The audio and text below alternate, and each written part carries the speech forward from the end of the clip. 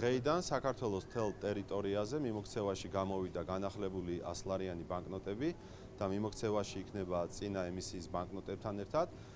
განახლებულ 100-ლარიან ბანკნოტზე დატანილია მოსახლეობისთვის მარტივად აღქმადი თანამედროვე დამცავი ნიშნები და ასევე მნიშვნელოვნად არის გაუმჯობესებული ბანკნოტის ტექნიკური მახასიათებლები.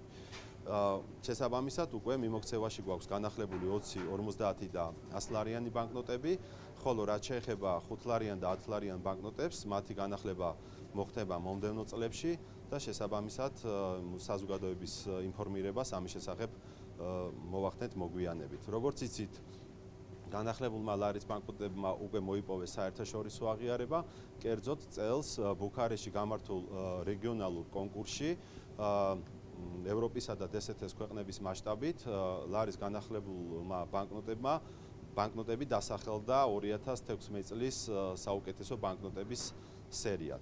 და ასევე მინდა კიდევ ერთი სიახლე გაცნობოთ, როგორც იცით, 2017 წელს საფრანგეთის ქალაქ ბორდოში გაიმართება ღვინის საერთაშორისო გამოფენა, სადაც საქართველოს მიწვეულია პირველ საპატიო სტუმრად და ამ ღონისძიების ხარდაჭერის მიზნით ეროვნულმა ბანკმა მიიღო გადაწყვეტილება, რომ გამოუშვას 5-ლარიანი ვერცხლის საკოლექციო დანიშნულების მონეტა, რაც კიდევ ერთხელ ხელს შეუწყობს ქართული ღვინის კულტურის და ქვეყნის პოპულარიზაციას.